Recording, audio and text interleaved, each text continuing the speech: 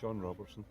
And what age are you? I'm nearly 70 next month. Yeah. 70 next month. And you live in here? I live in Ayr, yes, but I'm from Falkirk originally. From Falkirk, but how so long have you lived here? Nearly half my life, 35 years. So I still feel I'm on holiday living in a place like this. It's lovely down here. It's nice great, change. isn't it? Yeah. Yeah, and so what do you think of Boris Johnson, first of all? Well, I think he's a despicable human being, really. I think so. That's being kind. We're probably worse than that. Yeah. And what do you think of Douglas Ross as well? Do you think that he's kind of getting the case across, or do you think that he's...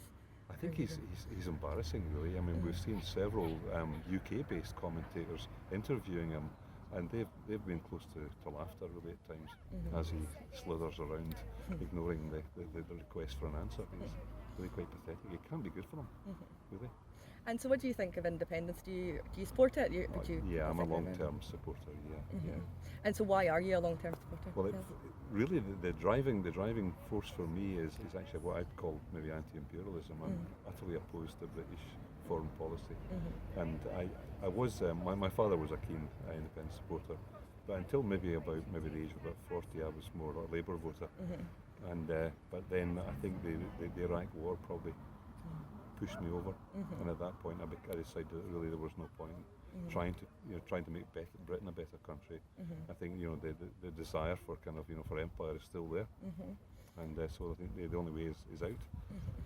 And so, who are you? If you have to tell me, who are you going to vote for in this election and why? Yeah, well, I mean, I have voted postal already, SNP 1 and Green 2, with some hesitation because I think I'd like the Greens to be a bit more enthusiastic than they are.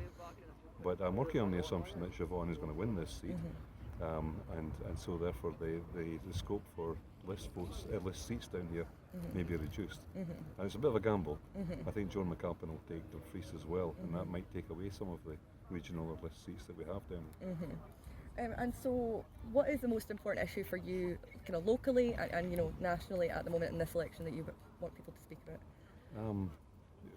That I care about is what I said already. Actually, is to get away from Britain's imperial policy and the campaigns in the Arab world and so on. I find those extremely offensive and they're really quite brutal and unpleasant. In terms of local politics, I mean, what I like about the SNP is its policies over the last few years is what seems to me a fairly clear drift towards progressive policies with regard to benefits, taxation and so on. I think these are hugely important, and I think there's tremendous credit that the SNP deserve for the progressive taxation that they've introduced, and they get none of that. They get the Labour Party still implying that the SNP are not leftist. I mean, my own personal views are more leftist than the SNP, but at least I think the SNP have made progress.